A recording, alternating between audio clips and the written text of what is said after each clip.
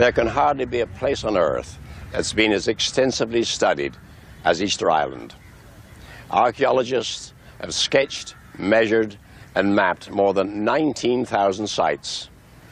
But they had to jostle for space with anthropologists, agriculturalists, historians, seismologists, and plane loads of other experts, not to mention TV crews. But no one can hope to answer the central riddle of this mysterious island. No written history from the Age of Giants has ever been found, so we'll never know the purpose of these extraordinary sculptures.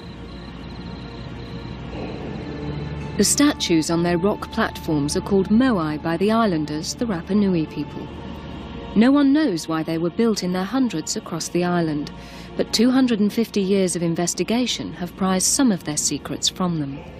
Some wear headgear, some are half buried, some look to the heavens, some stand in groups. For anthropologist Joanne van Tilburg, this is a place of pilgrimage. The giants were hewn from the rock of the Rano Raraku volcano. It's one of the wonders of the mysterious world. This amazing place is the place of creation. This is the quarry on Easter Island, Rano Raraku, where nearly all of the statues on the island were made. The Rapa Nui people made these statues using a Stone Age technology. They used stone tools and hacked into the stone with those stone tools in a prescribed manner so that it was very clear what each individual was doing. It was a very well organized work effort. They first sort of hacked out, cut out a rectangular block, shaped it slightly, and then undercut it, moved it out, and began to finish some of the details later. The Rapa Nui people believe the moai are the living face of their ancestors. I think that these moai represent family units and the effort of family units to move forward, to get a position in their culture, to push themselves upward with this huge status symbol that they carved and moved. The longer I work here, the less I know. That much I'm certain about. The more answers I think I've got, the more questions develop. It just seems to me like this is a place of never-ending, enigmatic thinking. This is a place of, it's been called a place of mystery, it is. I think there are questions we will never know how to form. There are answers we will never be able to get out of these silent sentinels. Freed from their volcanic bedrock, the statues went from here to every part of the island. The ancient track from the quarry at Rano Raraku was known as the Sacred Way. What's not known is just how the giants travelled along it. There are statues in the parks and streets near my home in Colombo. Most of them are much smaller than the Easter Island giants, yet erecting them was far from easy. Not long ago, the government restored a huge statue which had fallen down centuries before. Even with modern technologies, it proves to be what one newspaper called a feat that even engineers shudder to touch. So how on earth did the Easter Islanders transport and raise their giants? Even the most modern Japanese crane and mechanical diggers find raising the moai tough going. In 1934, this French and Belgian expedition had no such technology. They made off with their moai the hard way.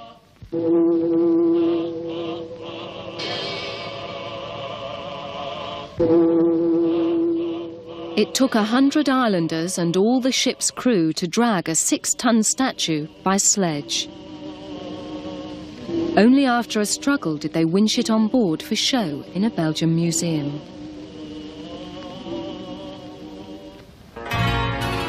Prague, capital of the Czech Republic. Home of a man who devotes every waking moment to shifting heavy objects. Pavel Pavel moves heavy plant for a living and for fun. The problems of moving the moai had Pavel hooked. A giant was cast in concrete, the manpower roped in, and a legend was put to the test. It said the giants had walked. Pavel showed this could happen by rocking his giant from side to side. Today he's testing different claims. First, that the Moai were dragged on their backs over rollers. The workers of Prague are enlisted and put into harness.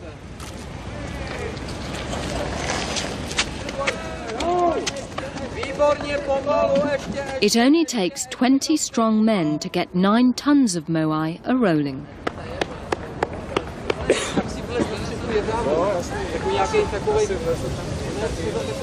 The support team's hard pressed to keep up with the rollers. This method was probably used for small statues. It means between 5 and 10, 15, maybe 20 tons on Israel. Now I would like to try experiment to pour statue only on grass, without rolls, without nothing, only on sledge and on grass. I will need more people. In every case, maybe 3 times more people.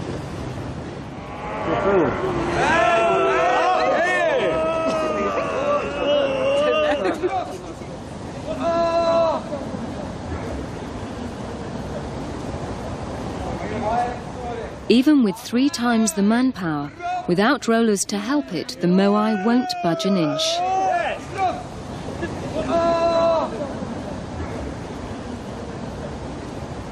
The experiment wasn't successful, but I am satisfied because we can see that this way is nonsense. Now we can try with mashed potatoes. We will put many potatoes under sledge and we will see.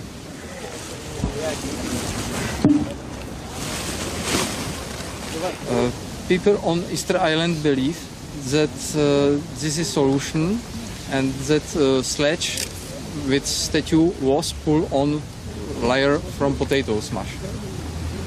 It's legend only. Legend speaks of Easter Islanders pulling their statues on yams, the sweet potatoes found everywhere in the Pacific, but nowhere in Prague. For Pavel, ordinary potatoes must do.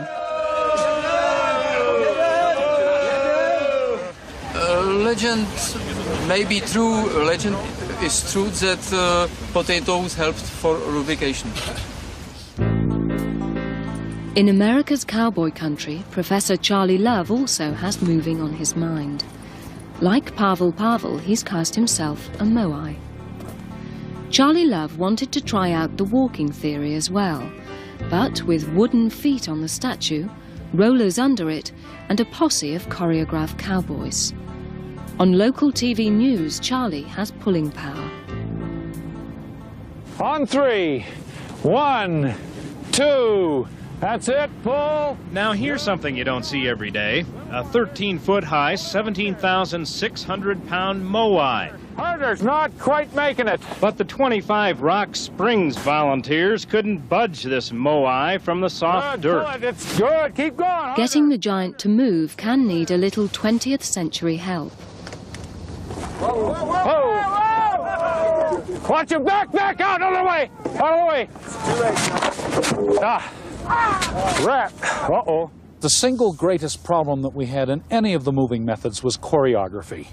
And I think perhaps that if you belonged to the lineage that this statue was going to pertain to, you might have better chances at choreographing the moving of it than if you're in Rock Springs, Wyoming with a bunch of Americans. Because getting them together, explaining exactly what you're going to do, and then having them do it in unison and not be catastrophic about it, meaning pulling the statue over or having it fall on someone, that takes a lot of coordination. We were eventually able to move the statue in terms of how far can you move it and how fast can you move it. We moved our statue on a level ground about 132 feet in the space of 2 minutes.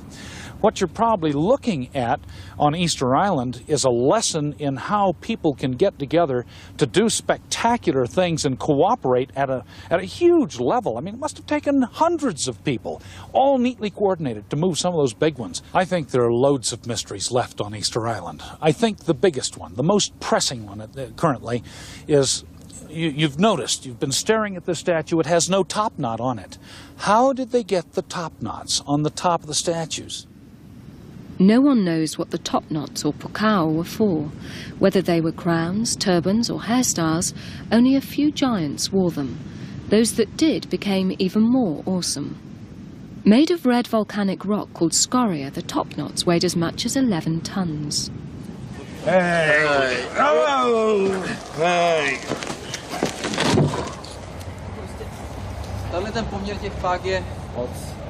Mounting them on the giants is a heavyweight problem, even for Pavel Pavel.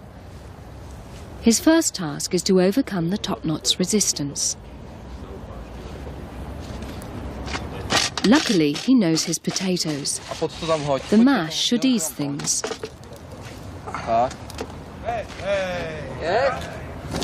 Výborně. No, výborně.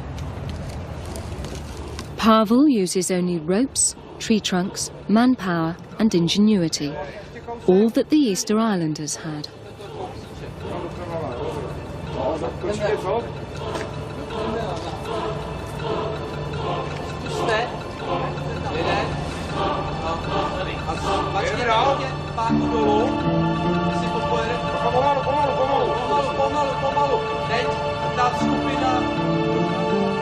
Finally, the Prague Pukao is safely in place.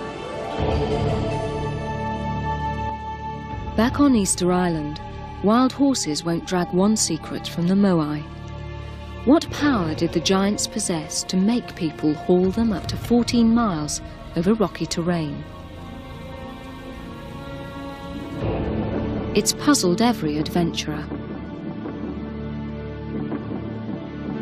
From the Dutchman, Admiral Jacob Roggeveen, who discovered the island on Easter Day in 1722, to Captain James Cook in 1774. He wondered if the statues showed that a race of giants had actually lived here. The Frenchman La Pérouse didn't think the giants were religious idols, but noted that the natives showed the statues respect. During the First World War, Catherine Scoresby Routledge catalogued every single Moai. She unearthed no answers. French academic Alfred Métraux sought the truth in the island's legends. In the 1940s, Tor Heyerdahl thought that the giant builders came from South America. He retraced their journey on his Kontiki raft. The giants themselves maintain a stony silence. They stand, most of them with their backs to the sea, watching over the communities whose ancestors some say they represent. But there are a few exceptions. These stand inland, set askew on their rock platforms. For astronomer William Liller, these Moai provide some clues. We found that there were approximately 14 that were aligned with the equinoxes, with the solstices, those special points where the sun rises on the first day of the winter, the first day of spring. And it was unusual to find so many. It's not what you would expect. The chances of it happening by accident were exceedingly slim. So therefore, there must have been some reason behind it. And the obvious answer was they did it to show the direction towards the rising sun on these very special dates, the shortest day of the year, etc. To them, the stars, the heavens, the sun, the moon, these were the closest other pieces of land that they knew. They were able to tell where the sun would rise, they were able to tell where the moon would rise, the motions of the stars, and they wanted to memorialize these in stone by building platforms and building moai that would look in these very special directions. We found that this particular platform and this particular moai, the statue, had been twisted around relative to this plaza out in front so that it was looking off in that direction. And it turns out, we found, that that is precisely the direction in which the sun rises on the shortest day of the year, 21st of June down here. And at the same time, it rises just to the right of a small little hill over there called Mata Mayengo. And it was very probably, we believe, made to mark that particular special direction in the sky. Lilla believes moai like this were also farming calendars. The islanders that lived in the inner parts of the island those were the crop growers, and they had to know when the time was ripe for planting the crops. And so by noting when the sun rose on the shortest day of the year, they knew that then shortly afterwards it was going to start to get warm and they should have their crops planted. In 1978, a chance discovery was made here at Anakena. It opened the eyes of the archaeologists and the statues. An Easter Islander found two strange objects. In a flash of insight, she put one and one together. She found the components of an eye made of coral and red scoria, something that was placed inside the socket of the statue. This coral portion was first found. And we found, or other archaeologists have found these things on several other sites on the island, and people usually thought they were ceremonial bowls or some sort of an artifact like that. But with the magic that comes with finding objects on the same site, but not understood in terms of how they relate, it was made clear that these two pieces went together. And this eye suddenly opened up a whole range of possibilities and opportunities for better understanding the statues. Coral and red scoria is found often in association with crematoria and with burials. So we believe they're sacred materials associated with funeral ceremonies. When these eyes were in the statues, some of those kinds of ceremonies must have been going on. Hundreds of statues lie unfinished in and around the quarry where they were carved. It looks as though the sculptors had just put down their tools for a tea break. But what really brought this extraordinary undertaking to an end? We can only speculate. However they moved the giants, the islanders needed trees. But today, Easter Island is desolate. There's barely a branch to be seen. With the help of the Chilean Navy, agronomist Gerardo Velasco is looking for Easter Island's lost forests.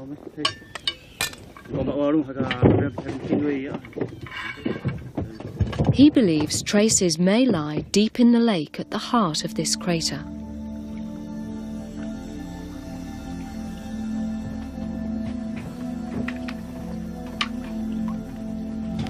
Under the water, deep in this mud, lie layer upon layer of sediments. Preserved in them are pollens from thousands of years ago. They hold the key to tell experts what vegetation grew on the island and when. These sediments are the leaves of a book waiting to be read. The harvest of today's exploratory probe will be flown across the Pacific to New Zealand and Professor John Flenley. What I do is to open up the core and take out from a particular depth a piece as a sample about 1 cubic centimetre. It will end up on a microscope slide, and then we can look at that under the microscope and see what we've got in the way of pollen. Okay, let's have a look what we've got. We found stacks of pollen, and mostly of one particular species, a kind of palm. It seems to be now extinct, but it was very similar to the Chilean wine palm, a big tree, and it became extinct only during the last 2,000 years, during which people arrived on the island. The island had formerly been forested. We know it is now completely without trees, and perhaps the removal of the trees was the thing which had triggered the collapse of the civilization. When the trees had been cut down, there were no more rollers, and people couldn't move statues without rollers. Therefore, there was no point in continuing to make them. On a fishing trip to these remote cliffs, Gerardo Velasco netted another clue. He suddenly noticed neat cylindrical holes, all that was left of palm trees swept away and entombed by flowing lava. I started to look around and found several holes of remarkable features resembling the typical palm trunk. And at that moment was so excited because it fitted exactly what had been found in the craters. Pollen samples, pollen cores made the whole picture quite clear that they were definitely trunks to my view.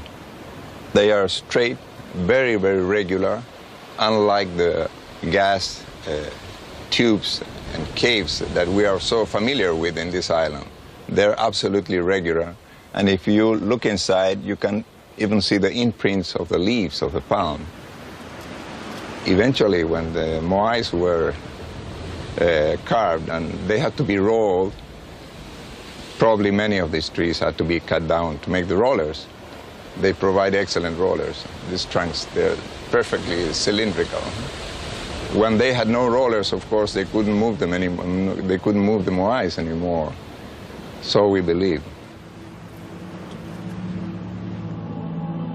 Or could the moai themselves literally point to the reason for the end of the giant building age? All around the island they lie, face down or up, toppled from their rock platforms. Historians thought they were demolished by warring tribes. But one geologist realised that Easter Island lies at the heart of one of the world's most active earthquake zones. He found that 80% had fallen in the same direction, to the west, knocked over, he believes, by seismic waves. Easter Island is clear in the middle of a very active earthquake region. Yeah, this mean to me is the propagation of seismic wave in one direction from the west of the island, and you found 80% of moai fall down in that direction. Professor Ferran concludes the statue builders tried to fight the Earth's upheavals. From building huge moai on small platforms, they moved to smaller statues on bigger and bigger bases. But in the end, they were forced to give up. But still, the moai continue go down, fall down. They maybe think, God don't like our work.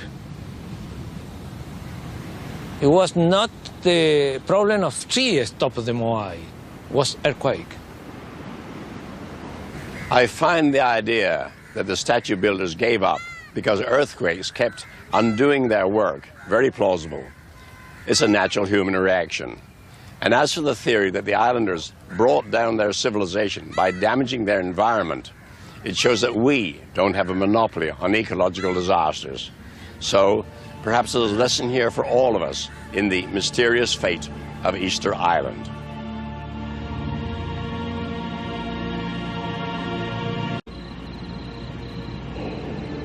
The statues on their rock platforms are called moai by the islanders, the Rapa Nui people. No one knows why they were built in their hundreds across the island, but 250 years of investigation have prized some of their secrets from them. Some wear headgear, some are half buried, some look to the heavens, some stand in groups. For anthropologist Johan van Tilburg, this is a place of pilgrimage.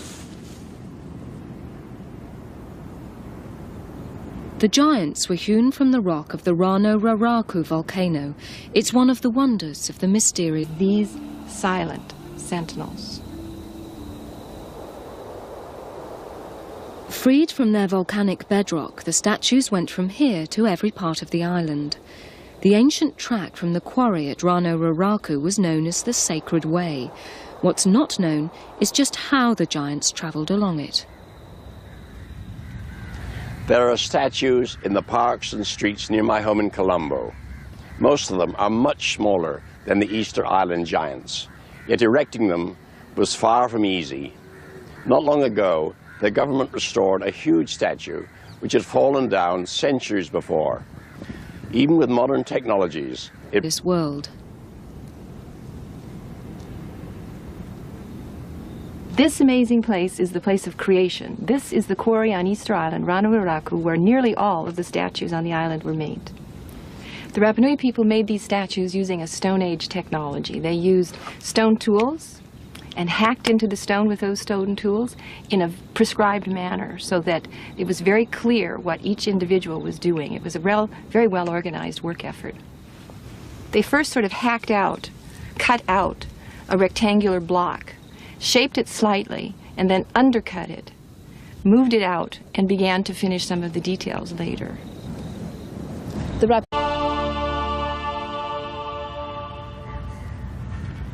There can hardly be a place on Earth that's been as extensively studied as Easter Island. Archaeologists have sketched, measured, and mapped more than 19,000 sites. But they had to jostle for space with anthropologists, agriculturalists, historians, seismologists, and plane loads of other experts, not to mention TV crews. But no one can hope to answer the central riddle of this mysterious island. No written history from the Age of Giants has ever been found, so we'll never know the purpose of these extraordinary sculptures. The Nui people believe the Moai are the living face of their ancestors. I think that these Moai represent family units and the effort of family units to move forward, to get a position in their culture, to push themselves upward with this huge status symbol that they carved and moved. The longer I work here, the less I know. That much I'm certain about. The more answers I think I've got, the more questions develop. It just seems to me like this is a place of never-ending, enigmatic thinking. This is a place of, it's been called a place of mystery, it is. I think there are questions we will never know how to form. There are answers we will never be able to get out of